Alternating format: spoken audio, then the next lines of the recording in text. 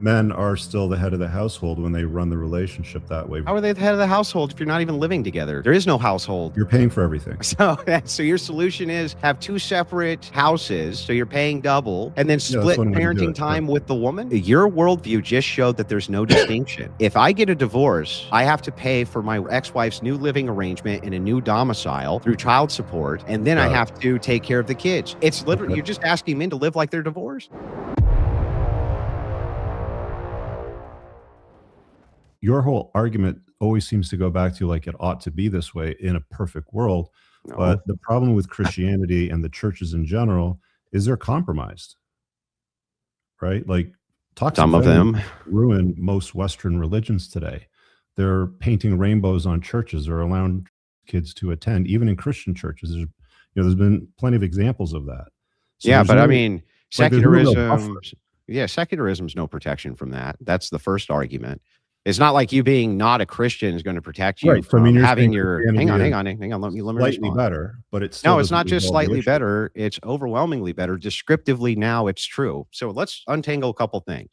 Yeah. The first thing is, if we're talking about an is versus an ought, I'm not even to what we ought to do. I'm talking about what is descriptively true right this second, not what is future and utopian, right?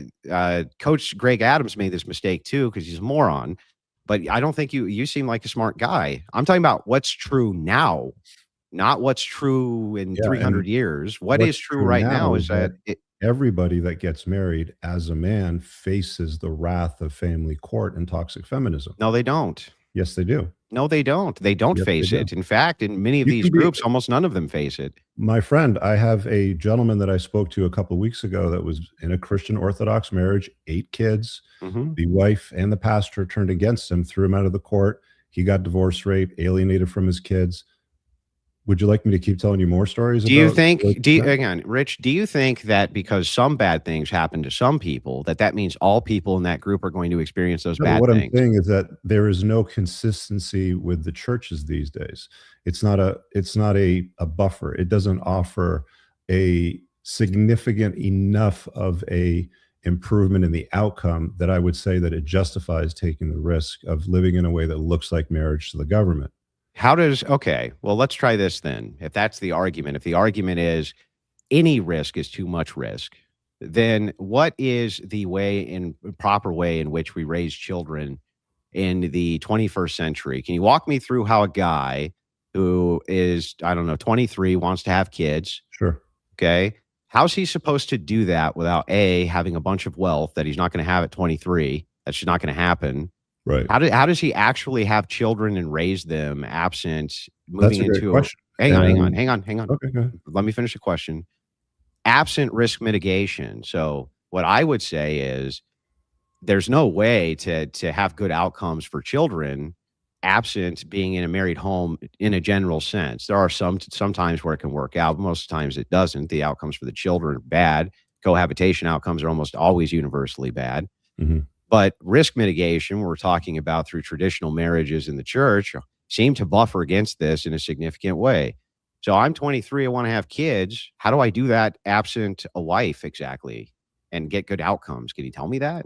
No, No. I don't have a solution to that for a 23-year-old. But what I can tell you is there's lots of opportunities as a man navigates life, becomes more seasoned, creates some value and renown for himself to structure himself in such a way where he can have children, still parent them, and not invite the government into his life. And that but that's not going to be available for the majority of men, right? Marriage at 22 or 23. No, you're right. But that's not going to be available to the majority of men. The vast majority of men, that's going to be unavailable to. Yeah, and that's the shitty thing about the environment that men live in today is that they're forced to deal with the reality of, hey, I'm religious, I'm 20-something odd years old, I want to get a gal and have a family and have a bunch of kids running around, have a good time with them. I get it, children are wonderful, but the chances of them being successful in the outcome that you'd like to predict for them is very, very low. No, it's very high. That's my whole point. No, hear me out. Men are not equipped very well to deal with modern women today, and the type of women that are available to men, the inventory that exists in the pool. are of such low quality, it just doesn't make sense to live in a way that looks like marriage to the government. You can love a woman, you can have a relationship with a woman. I just don't recommend that men live in a way that looks like marriage to the government, because that's where the potential outcomes can get really problematic. You can still have children with women and raise children, but How? you don't want to live in a way that looks like Yeah, marriage how to are the they government. supposed to do that, dude? Well, there's a few ways. I'm glad you asked that question, because there's a few ways to mitigate the risk, or at least reduce it somewhat. Canada would be off the table completely, because there's no opportunity here to do that. But you could move to a state like Kentucky, for example, or Florida. I can't remember what the other two are, but there's a website called the National Parenting Org, and they produce a report card every year telling you which states are not hostile towards father. Notice I don't say friendly towards fathers, but not hostile towards father, where the outcome is a default 50-50 arrangement. And what about the outcomes for the kids? That's what I'm concerned with. Yeah, so the outcomes for the kids are obviously better when the parents stay together, and you reduce the risk for the mom to leave dad. And Kentucky successfully did that. They lowered the divorce rate by 20% by assuming default 50-50 custody on divorce. She would have to prove that he's some kind of a degenerate piece of shit, dealer, gangster, or something like this, where it would warrant her getting custody. But if you live in that state now, they're seeing the divorce rate drop by 20%. Well, then you've women are created, incentivized but to then get you've custody created a as opposed to the contradiction. father. You've created a contradiction here, Rich, because Okay, earlier go when ahead. I ask you, I say, Rich, why is it that if you're in a low risk category as a group for getting divorced, shouldn't you do it? And you said, well, any risk is too high. But now you advise that men go to a state where they Correct. still Because you're run. asking about Hang on, how hang on, I hang would on, Rich. advise Hang them on. to do that, so I Let me answered that finish, bro. question. I just heard you out. The contradiction here is obvious. If I ask you, why shouldn't people who are in already mitigated low risk groups for getting divorced shouldn't do it? You say, because the risk is high if there's even one divorce. And then I go, okay, but what should they do then to raise children? You say, well, they should go to some place where it doesn't assure them not getting divorced. Well, that's It one only, particular group. hang on. It only helps mitigate the risk. And it's like, but that's my argument. My argument is that these groups are already mitigating risk. Why is it that you shouldn't be gravitating towards the groups which mitigate risk when that's your advice to men now? Great. So what we're saying then is Kentucky mitigates the risks better than Christianity. No, it doesn't. Apparently. By No, the it facts offers, of it. it assists with a de-incentive, but if you were a Christian in Kentucky, then your risk would be mitigated by double. We're going back to the ought to, in a perfect world for Christians. No, descriptive is right this second. If it's the case that it's lower than the national average overwhelmingly, which it is, and then you Mhm. combine that with disincentives for women from the state, it sounds like it's a very low risk endeavor, right, Rich?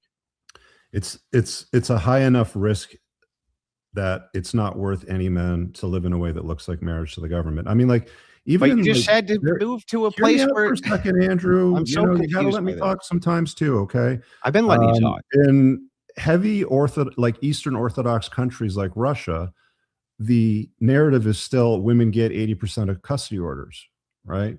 This is So across the world. This isn't just in North America. This is how we see family courts and religion apply to men and women's lives. And the whole point of a marriage, the whole point of marriage and children, you would say what? To pass on your name, pass on your DNA, to name your sons, that leave a legacy behind? What would you say it is? well, it depends on the worldview. From the Christian worldview, we feel that there's a commandment to do so, Mhm. to multiply and to get, and for the most part, for most men to get married. Not every man's called to do that, but generally speaking, most of them seem to be. They seem to want to be with a woman. They seem to I want to agree have with that. children with that woman, and they're commanded to do this. From a secularist perspective, or a non-Christian or a non-religious person, it seems to vary based on things like you mentioned, perhaps legacy, perhaps they have different incentives for why it is that they want to do that. I couldn't begin to tell you all of them, because secular marriage to me is bizarre. It makes no sense. I don't know. I don't even understand it. But I do I want, mean, at marriage doesn't least, make much sense in general. I think marriage does make sense in general. Not I really, think, because well, it fails most of the time. it doesn't fail most of the time. That's a It lie. does. It It doesn't. does. It And when you doesn't. look at the data around the people that Show me live the in a way data that that look marriage like fails most of marriage, the time. Let's start with that.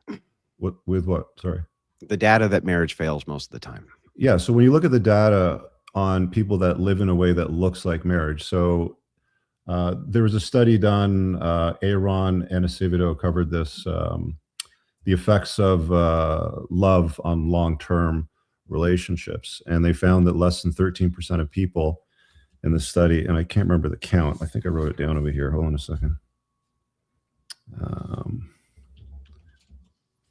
It was 6,000 something people, 6,070 people over a span of 8.84 years.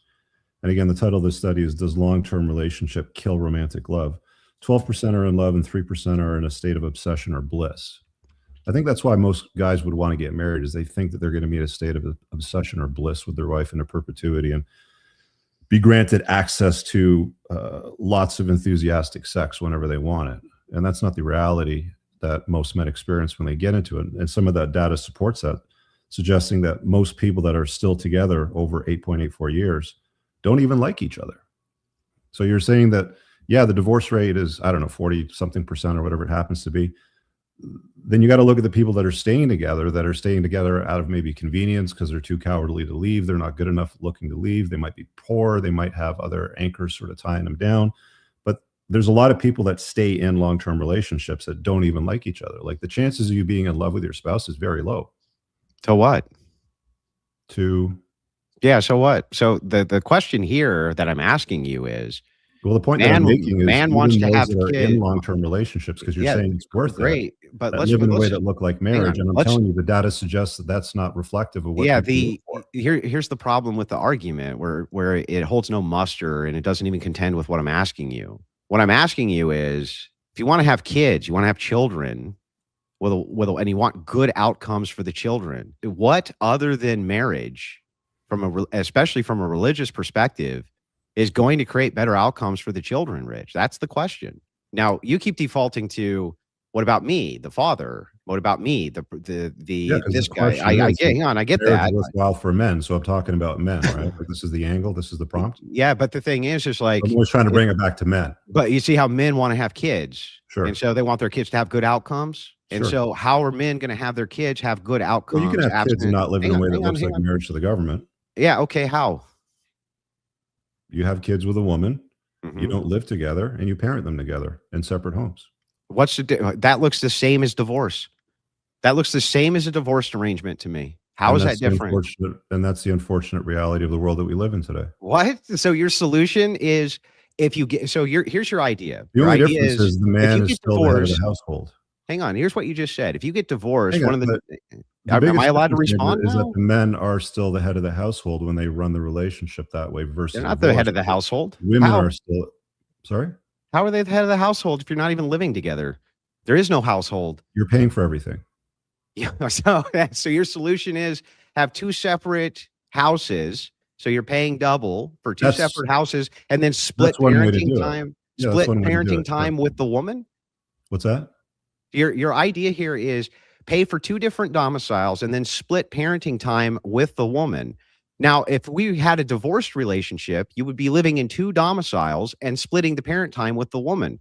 So hang on. So if the risk of divorce is, well, you may not be able to see your kids, and you may have to be paying for your. Hang on, Rich, I don't think that men are needed to do much of the parenting when children are small. Let me finish my point. You're talking about parenting, right? Yeah, let me finish my point and then respond to it. Then respond to it after I finish it. Your worldview just showed that there's no distinction. If I get a divorce, I have to pay for my wife's new living or ex-wife's new living arrangement in a new domicile through child support, and then I have to take care of the kids. Under your view, you're just saying, go ahead and get cut right to the end and go ahead and begin paying for her domicile and support. It's literally, you're just asking men to live like they're divorced. No, that's not what I'm saying. There's no difference. Yeah, there is a difference because the court, well, hear me out. I'll explain it to you. All right. The court is running the show when you get divorced. Women run the show when you get divorced. They leverage family law for their benefit. They're getting 80% of the custody orders. Whenever there's child support that's required, it flows from the father to the mother. If there's alimony that's arranged, 97% of the time it goes from the father to the mother. And she controls most of the outcomes in a unilateral fashion, when it comes to the family courts. But if you're with a woman and she says, "Hey, I love you," and you say, I love you too, sort of thing, and she says, "Let's have a family. I'd like to have kids," you say, "Fine. But here's my boundary. I can't live in a way that looks like marriage to the government. So I'm going to pay for a house. I'll rent a house. I'll look after you. I'll come and visit you and the kids. But we can't live in a way that looks like marriage to the government." Now, Rich, what prevents the We're running woman, the show. since there's children involved, what prevents that woman from going and pursuing child support anyway and just She can. breaking up with you? She can, but she doesn't Yes, get she anything else. can. Yeah. This doesn't mitigate anything. Yes, it does. No, You don't have what? to lose half your. You're already paying for half of their. You're paying for all their. No, you don't lose half of your assets, Andrew. Yes, you do. You're I think already no, you paying don't. half your assets so this woman can live apart from You're you. not. You're not living in a way that looks like marriage to the government. You're So, not yeah, but married. You're not living in a way that looks like marriage to the government. You understand the difference, right? No. And here's why. For family law to Yeah. force a man, to compel a man to pay alimony, it has to, like, you have to be married, or you have to live in a way that looks like marriage to the government. So if you want to go about it a certain way, like, we're talking about a strategy here now at this point. Yeah. If you want to apply a strategy to the game to sort of circumvent some of the risk profiles, then that's one way to do it. That's just one way to do it. I mean, there's other ways that we can. Yeah, but let's focus on this one real quick, Sure. because to me, it's incoherent. The idea here is the woman can still It's pursue. incoherent because it doesn't align with your worldview with Christianity. No, it's incoherent because when it's applied to what it is that you're trying to avoid, you're just skipping to the thing you were trying to avoid in the first place. The idea here is that if you get a divorce, you're going to split assets. The idea and be paying towards your ex-wife's new life. That's what you're trying to avoid. Under your view, though, you're just doing the same thing. You're just paying for her assets in the same. Hang on, in the same exact way, and she can still pursue legal action through the kids. That doesn't stop her from doing that at all. Yeah, And so you have taken out the risk mitigation now of religion. So there actually seems like there's an incentive for her to do that. the remedy that she can apply for will be child support, right? Yeah. She can't apply for alimony. She can't apply for half of it because they're not living a way that looks like marriage. The state will always make sure the children are looked after. That's what they do. So there's no avoiding the state. Well, let's just agree on something. Like, some of the biggest risks for men are what? Child support, alimony, and the loss of half of their assets. Yeah. Yeah. So you just eliminate two of those risks. And the No. only thing that you would have to deal with is child support versus No. marriage, where she can take half of your alimony and child support. You That's the difference. hang on. You haven't done that exactly. Yeah, you So have. no, you haven't eliminated this risk. So here's why you haven't eliminated it. You're still paying out just like you were divorced. You're still paying out just as though you were divorced for this woman to be taking care of your kids for half of her assets, and you're living apart from her. And what this does is this also creates a massive problem, which is that the outcomes for the children are still not going to be as good as if they were at home with mommy and daddy together, because we have all the data in the world to provide for this. That in split households, How much the data do you negative have on the model that I just described to you as a solution to that would be this that problem? would be your burden, not mine. Well, it's one version. It's one version that I'm. No, but that would be your burden. You would need to show me the proof that works better than the model of being heavily religious and in marriage for mitigation. That wouldn't be on me to prove to you. It'd be on you to prove to me. Well, they're not going to study something like that, but I can tell you from evidence that I've seen that it works quite well. What evidence? People that I know that do it. That's anecdotal. That's no place in a debate. You can appeal to There's anecdote. not a lot of people that do this, Andrew. Like, you realize this. That's anecdotal. Right, but you understand that men are having to become creative when it comes to the notion of having children without losing their. One of the other things you see guys trying to use to solve this problem is surrogacy, which is another bizarre one. Right, then you don't have the mom involved at all. Yeah, but that's only going to be available to men who have wealth. So become wealthy. It's but you see what I'm saying? Like, this creates a massive problem. Most men are not going to become wealthy. No, I realize Most people are not going to become wealthy. If you're not successful, then you have to follow the masses. This is why so many guys get destroyed, because the game is rigged against them. The population has no real fair way to navigate relationships and children consecutively. Yeah, but here's the problem that you have here with this analogy. The first is when you appeal to an anecdote, if I were to give you a similar anecdote, oh, I know a lot of guys who do that and it doesn't work out for them. You wouldn't believe me because that doesn't tell us anything. That's one. The second problem here is one thing about marriage that's useful for us is being able to track divorce. That's really easy because it all Oh, goes we got through a lots of state. data on that because Yeah, we got everybody lots of doesn't know data anymore. on divorce and the statistics around it. Yeah.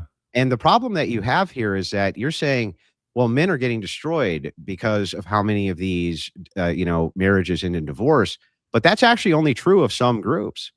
Some groups, your risk of divorce is very, very small. It's very tiny. It's well within what I would Tell consider. me again, what is the difference in risk for divorce for people that are Christians versus It non-Christians? depends on which type of Christian we're talking about. If Average you're it out. nominal Christian, you're on par with the national average. If Average it you're out. devout Catholic or devout Orthodox, it's down to 12% to Versus 18% versus 40%.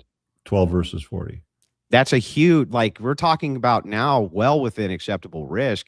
If it's the case that 5 to 10% of people who ever have a drink are going to become alcoholics, Right. you wouldn't say that that's so much risk that you should never have a drink. Like that's within what I would consider acceptable barriers of risk. You're now part of an 80 to 90% of success rates rather than you only view it as 10 to 12% failure rate. I view it as an 80 to 90% success rate. You still have way too many variables when it comes to marriage, even if you are a Christian, when it comes to the churches, the What? pastors that you're dealing with, who she is, as far as a woman before you marry her, the fact that women always reserve the right to change their mind at any given time about you later on down the road.